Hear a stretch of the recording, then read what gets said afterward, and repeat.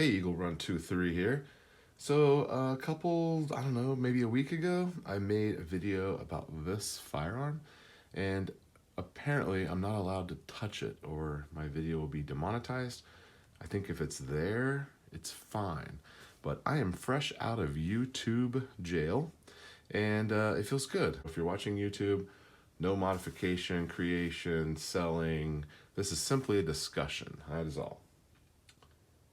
So in this video, I referenced a lot of things about this gun, and this gun was ridiculed. And I forget that I've been making videos for 4 or 5 years on YouTube, and I forget that half of my audience has joined me in the last couple of months. And so there's not a lot of basis sometimes for when I'm referencing things. Some of the people that are new, they don't know where this came from.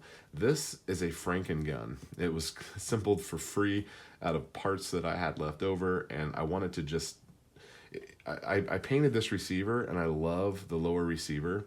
It was a custom paint job just with a rattle can. There's a video on that. And it had this, at the time, was a decent handrail. That was 7 or 8 years ago.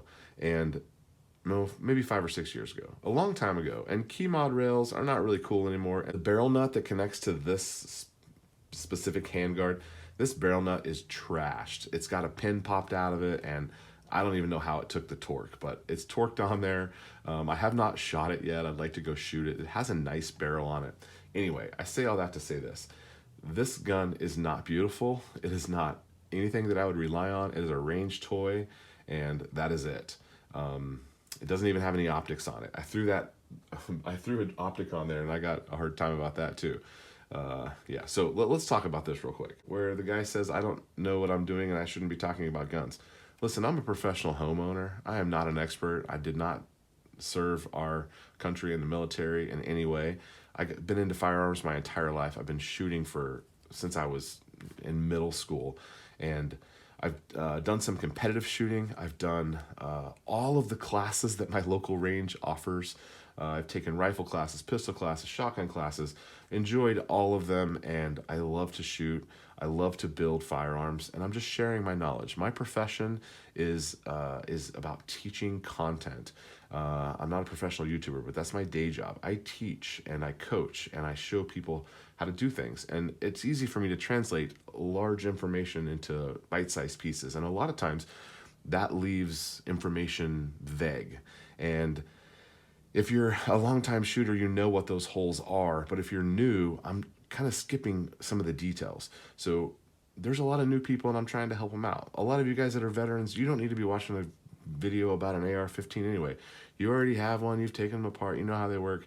We don't really need to talk about that. Let's help the new people, and let's keep guns in the forefront and on the top of everyone's mind as far as that goes. Funny comment, invest in scuba diving gear. I think that's awesome. I laughed at that because everyone says they're throwing their guns in the river, so maybe a good idea to invest in some scuba diving equipment.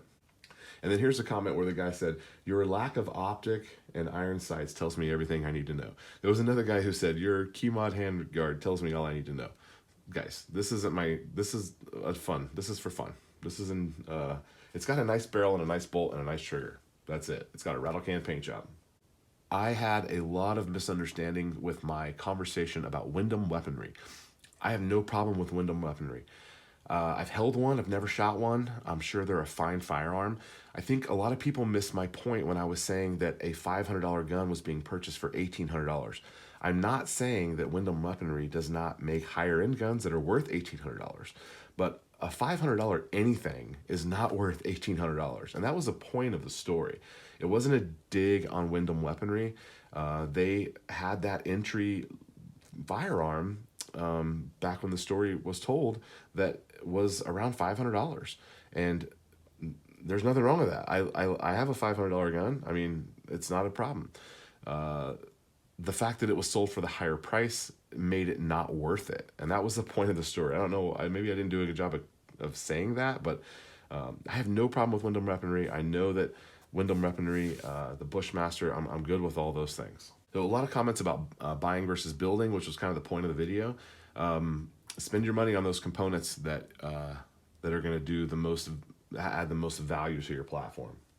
A lot of people are buying, $400, $500, $600 guns, and then they are coming back later and adding the components that they want. I highly recommend that. Great option.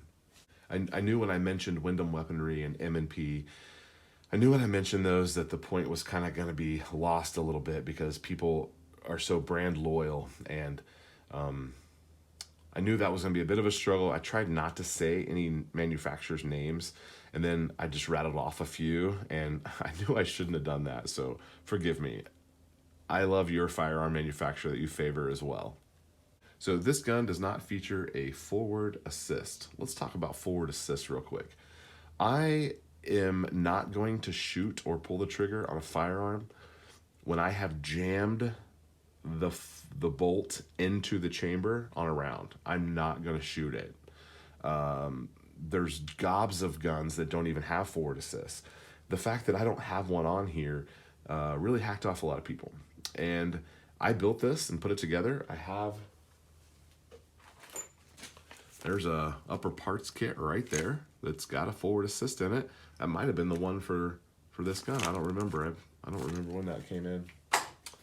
But many years ago when this was built, I chose not to do it. Now there is a little plug inside there to keep dirt out, but I don't know how big of a deal that is, but you could easily add one. I built this so I could put one in. I have the part to do it. I choose not to because I'm not going to run it anyway. If I have to jam my bolt forward, I'm taking the thing apart and fixing the problem.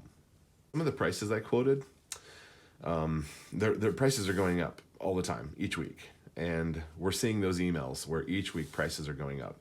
So some of the prices I quoted are already obsolete. And that's unfortunate. That's just kind of where we're at right now. Prices are kind of crazy. So when I'm saying 500, when that story was told, a $500 gun was an entry gun. There really aren't many $500 guns out there anymore. Okay, when I was showing the upper receiver and the marks that are on there, I accidentally called it a casting mark. I said it was a mark in the casting. Casting is, of course, the wrong word for something that is forged. I should have said a forge mark, although I feel like it's a casting mark. But yes, these are not cast parts. These are forged parts. And if you need to look up the difference between those, if it matters to you, you can look that up. But forged is obviously stronger, and the marking that is in there is a forge mark. Thank you for the correction. A bit of a slip there, but also a bit of a moot point also. A lot of times gun owners will hone in on one thing. And it's something I kind of find annoying about the community. If I said, a casting mark, that you think I'm an idiot because I thought this part was cast. It's not cast. I know that it's forged. And it was a slip. And so from there, you jump into that this video was a waste of time because I slipped up on one, little terminology.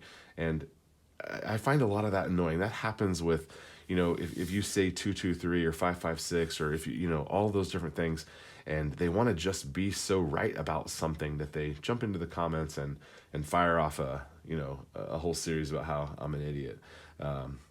I have thick skin. I've been making YouTube videos for a long time. Also, the profession that I'm in, it lends itself to me getting and receiving constructive criticism on a daily basis. And so I have no problem with that. If I've said it incorrectly and it needs to be corrected 100%, I'll make a whole new video just to fix that. I don't want any wrong information out there.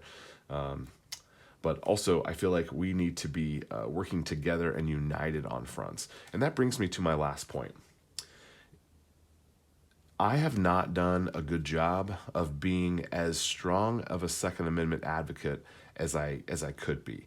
It's not that I really have a voice on YouTube with 2,000, 3,000 followers. It's not as if I have a big voice, but I do want to do all that I can. And I've been a little bit dismissive in some of the videos. And again, I forget that a lot of the people that are watching are new to the channel because we really have grown. We've doubled in the last 3 or 4 months. And so I want to do better about that. And I'm going to keep trying to put things out there as far as what you can do with your senators and stuff like that. But I also want to do as much education as I can because that's kind of my category that I'm the most comfortable with. And here I am talking with my jazz hands. A guy said that this was another jazz hand video. Yeah, sorry about that. I talk with my hands, and unfortunately, I am anonymous in these videos. But I don't think you need to see my face. I think I can try to just tell you what I can, and we can have a good conversation about how that stuff works. These ghost guns right here, I don't even know if you can see it. It's a ghost. These are really being talked about a lot this week, and I think people just don't understand what they are. This is a piece of metal. It is not a gun. It's a piece of metal, and it would take me a very long time. I think they want to. I can't touch it, but I think they think you could just drill a hole in there and it's a gun. It's not that simple, and I've had this for a very long time because I don't have the rest of the tools to actually turn this into a firearm. Someday I'll do that. I could even get it serialized at that point if that's what Joe Biden wants me to do. I could easily get a serial number put on there. There's a process that exists for that to happen.